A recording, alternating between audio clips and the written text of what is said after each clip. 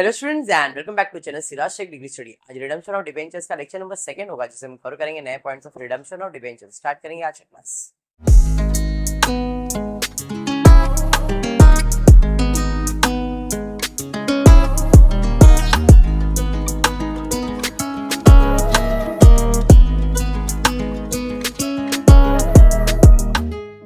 Start करें। In the previous lecture redemption of debentures का आपने ऑप्शंस देखा था। ऑप्शन मतलब डिबेंचर होल्डर को बोला था भाई तुमको क्या चाहिए, प्रेफरेंस चाहिए, डिबेंचर चाहिए, पैसा चाहिए, जो चाहिए ले लो। बट आज थोड़ा सा अलग है। आज हम लोग ऑप्शंस पे नहीं जाएंगे। आज का है ये क्वेश्चन कि भाई मैंने डिबेंचर इशू किया, मतलब लोन ले लिया और उसको बोला मैं 5 साल के बाद या 10 साल के बाद तेरे को पैसा दूंगा। तो 5 साल 10 साल में मैं क्या करता हूँ, पैसा जमा करता हूँ। और जमा कर रहा हूँ क्यों? उसको ही देने के लिए। एग्जाम्पल है कि भाई मैंने सोचा कि भाई 8 महीने बाद मेरा बर्थडे आ रहा है, ठीक है। जब 8 महीने बाद मेरा बर्थडे आ रहा है तो बर्थडे के लिए पैसा जमा करने का, मुझे फोन लेने का। तो मैं क्या करूंगा, वो फोन लेने के लिए एक अकाउंट बनाऊंगा, फोन अकाउंट। उसमें पैसा जमा करूंगा, जमा करूंगा, जमा करूंगा। और मैंने पैसा इसलिए जमा किया कि मैं मालूम है अगर मैं 5,000 रखूंगा तो 8 महीने के बाद वो 6,000 होने वाला है। क्यों? उसमें ब्याज मिल सकता है। और फिर वही पैसे से जितना लोन लिया या जितना फोन लेना उसको दे दो और अपना काम हो जाएगा।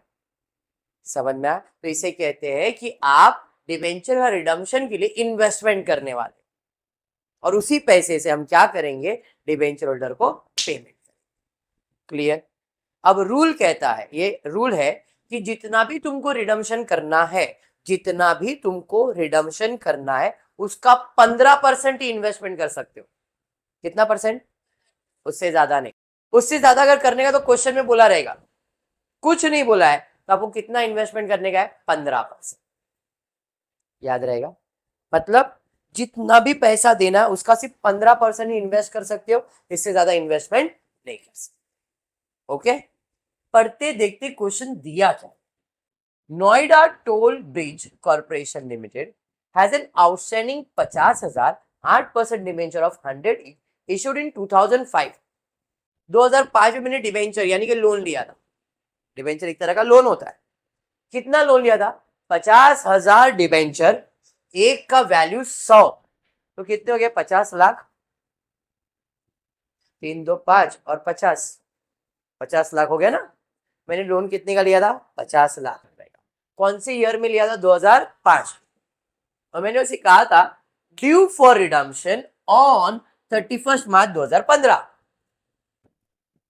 2015 में पैसा मिलेगा, 2005 में नहीं था, 10 साल के बाद। बराबर ना? अरे हाँ, 50 लाख का लोन लिया, उसको क्या बोला? रिडम्पशन कभी करूंगा? 2015 में 31 March. It was decided to invest the required amount. मतलब यस, मतलब 15%। It was decided to invest the required amount in investment earning 10% पर एनम इंटरेस्ट ऑन 30th अप्रैल 2014। पिछले साल ही जब रिडम्पशन करना था 2015 में, अपन ने क्या किया यार, पैसा नहीं पैसा नहीं। 2014 में 30 अप्रैल को मैंने इन्वेस्टमेंट कर दिया। बोला चल इन्वेस्टमेंट कर देता हूँ, थोड़ा पैसा जमा हो जाएगा और उसको पैसा देने का तो दे दूंगा। आगे दिया है company decided to create DRR। कितना percent? 25%। Pass necessary journal entries. बस इतना ही क्वेश्चन है सिंपल। अगर रिडम्पशन ऑफ प्रेफरेंस शेयर्स दिमाग में है तो समझ में आ जाए। सबसे पहला ये समझो कि हमने किया क्या। पहला इन्वेस्टमेंट किया। कितना इन्वेस्टमेंट किया? बाय रूल कितना इन्वेस्टमेंट कर सकते हो? 15%। जितने का भी रिडम्पशन करना है। रिडम्पशन कितना करना है अपने को? 50 लाख का रिडम्पशन करना है। इसका कितना परसेंट? कैलकुलेट करो कितना आ रहा है। मतलब मैं कितने का इन्वेस्टमेंट कर सकता हूं? बराबर। अब इन्वेस्टमेंट करूंगा तो पैसा आएगा कि जाएगा? इन्वेस्टमेंट करूंगा तो पैसा आएगा कि जाएगा? पैसा जाएगा। कहां पे? इन्वेस्टमेंट में। कौन सा investment? Debenture investment account, debit. Entry समझा? कितने का? 7.5 लाख का।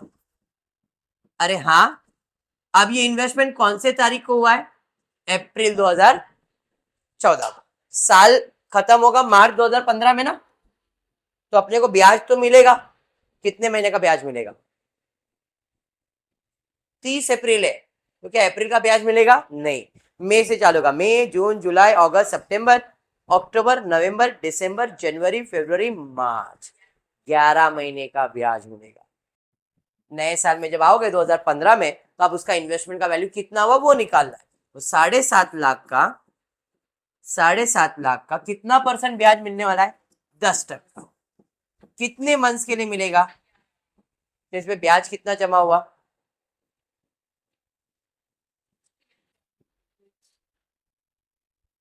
इतना ब्याज जमा हुआ। मैंने पैसा कितना लगाया था? 1 साल में, मतलब 11 महीने में से ब्याज इतना मिल गया। तो आज इन्वेस्टमेंट का वैल्यू कितना? 7.5 लाख प्लस 68,750, कितना? बराबर 8,18,750। मतलब मैंने जो पैसा लगाया था आज उसका कीमत इतना हो गया। समझ में आया? जबकि मुझे देना कितना पैसा है? 50 लाख देना है। तो बाकी पैसा कहाँ से लाएंगे? तो बाकी पैसा के लिए उसने बोला डिबेंचर रिडम्पशन रिजर्व, DRR। चलिए अब देखते करेंगे क्या और कैसे सॉल्व होगा ये सब। ओके, स्टार्ट करते। सबसे पहला इन्वेस्टमेंट की एंट्री आई, तो इन्वेस्टमेंट किया तो पैसा आएगा कि जाएगा? पैसा पैसा जाएगा। कहाँ जाएगा? Debenture redemption investment account to cash और बैंक। कितना? 7.5 लाख, 7.5। ये 30 अप्रैल को हुआ।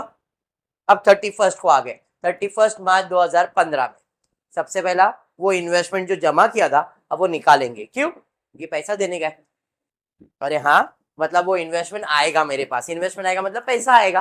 पैसा आएगा, कैश और बैंक अकाउंट डेबिट टू, किधर से आया? Debenture redemption investment account. साथ ही साथ और एक चीज आया, इंटरेस्ट। वेरी गुड, समझ में आया? कितना पैसा आया? तो डिबेंचर का वैल्यू कितना था? ब्याज कितना आया?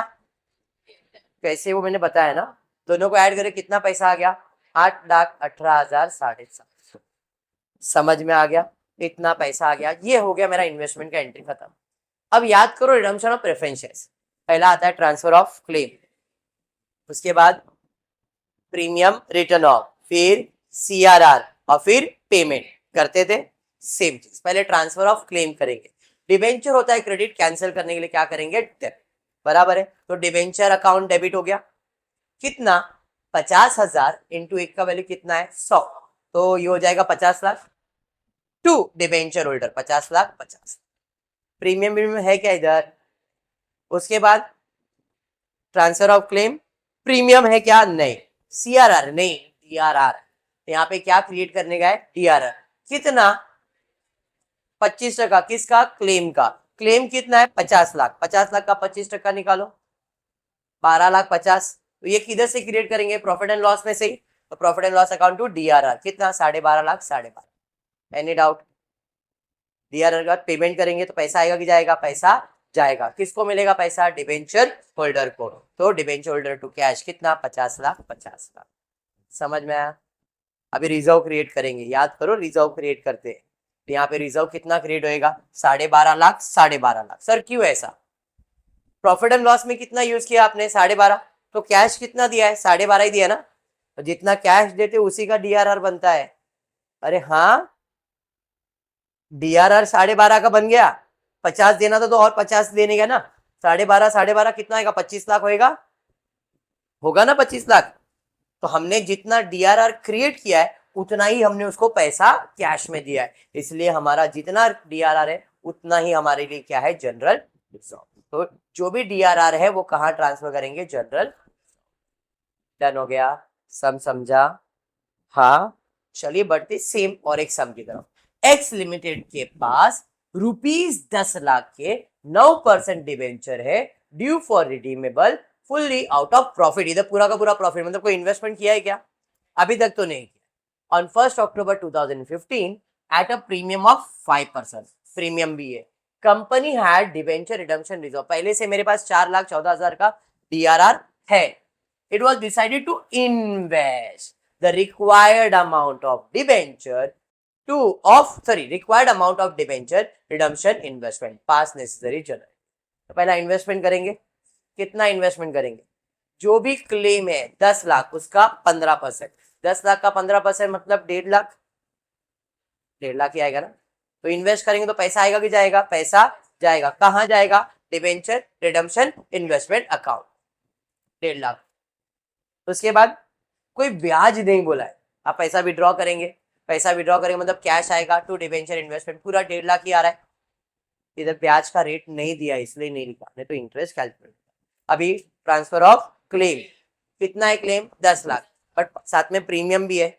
यहाँ पे debenture account debit, premium on redemption account debit to debenture holder, कितना 10 लाख था, प्रीमियम 50,000, टोटल हो गया 10,50,000। क्लेम ट्रांसफर हो गया, प्रीमियम रिटर्न ऑफ होगा, प्रीमियम में डेबिट राइट ऑफ करने के लिए क्रेडिट, तो यहाँ पे प्रीमियम क्रेडिट हो जाएगा। क्या लिख दिया, अच्छा DRR डाल दिया, प्रीमियम बाद में डाल देता हूँ। कितना मेरे पास रिजर्व कितना है, पहले से है 4,14,000, कैलकुलेटर देंगे। देखो मेरे पास पहले से DRR में 4,14,000 है, टोटल कितना पैसा देने का मुझे, 10 लाख, 10 लाख, इसमें से माइनस कर रहा हूं 4,14,000, बचा कितना, 10 लाख माइनस 4,14,000, तो आपके पास बचा है 5,86,000। तो आप रिजर्व मतलब DRR कितना क्रिएट करोगे, 5,86,000, तो हमारा DRR बनेगा 5,86,000। समझ में आया, जितना DRR क्रिएट किया जनरल रिजर्व में ट्रांसफर करना होता है, बट जनरल ऑलरेडी मेरे पास पहले से DRR है 4,14,000 का। यहां तक क्लियर हुआ, पेमेंट कर दिया, किसको पेमेंट करोगे, डिबेंचर होल्डर को, कितना 10,50,000, जितना DRR डेबिट उतना DRR क्रेडिट, 86 और 4,14,000 किधर ट्रांसफर करेंगे, जनरल रिजर्व। इधर प्रीमियम रिटर्न ऑफ नहीं हुआ, इधर प्रीमियम रिटर्न ऑफ नहीं हुआ, बट प्रीमियम रिटर्न ऑफ कर सकते हो 50,000, उसकी एंट्री पास नहीं की है, बट ये प्रीमियम रिटर्न ऑफ की एंट्री आप पास कर सकते हो। पिछले सम में हमने किया था, एक सम में नहीं आया था, एक में आ गया था, इधर एंट्री पास नहीं है बट प्रीमियम आप राइट ऑफ कर सकते। समझा सम, इस टाइप का सम क्लियर हुआ। ये 10 लाख कैसे है सोच रहे हो, 4,14,000 पहले का और अभी कितना क्रिएट किया, दोनों ऐड किया तो 10 लाख हो गया ना DRR। जितना भी DRR है पूरा ट्रांसफर करेंगे जनरल रिजर्व में, और ऑप्शन वाले में जितना भी कैश अमाउंट है वो ट्रांसफर करेंगे जनरल रिजर्व में। कल ही किया है अपन, समझ में आया अभी, हाँ दोनों टाइप सम क्लियर हो गए, पक्का, और करेंगे सम बट अभी क्लियर है, पक्का है। चलिए तो फिर आज इतना ही करते, होपफुली वीडियो पसंद आया तो प्लीज वीडियो को लाइक कर देना, फ्रेंड में शेयर करना और चैनल को सब्सक्राइब करना। Thank you for watching the video.